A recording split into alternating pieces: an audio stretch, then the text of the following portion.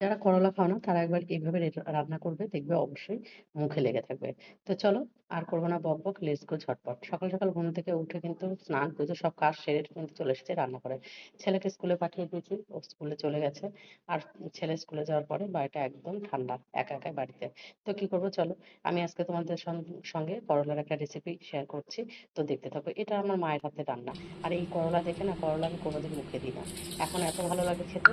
আর এই চাপড় ঘন্টটা আমার মায়ের হাতে রান্নার সাথে শিখেছি, দেখেছি। তো ছোটবেলা থেকে কিন্তু কোনোদিন আমি করলা মুখে দিতাম না। এখনো যে খাই বেশ, সেটাও না। তো এইটা খুব ভালো লাগে। তো তোমরা যারা খাও না তাদের জন্য বলবো অবশ্যই এইভাবে করবে, দেখবে করলা খেতে বাধ্য হবে।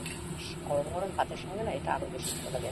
তো দেখলে কিন্তু আমি কিন্তু এই যে বড়াটা তৈরি করছি, এটা কিন্তু রহড়ের ডাল, সেটাকে পেস্ট করে নিয়ে হলুদ লবণ দিয়ে সিম্পল বড়া তৈরি করবে। আর তার মধ্যে কিন্তু এই যে এখানে কিন্তু আলু আর করলাটা তোমরা ঝুড়ি করে নিবে। আর এর মধ্যে কিন্তু বেশি কিছু অ্যাড করতে হয় না।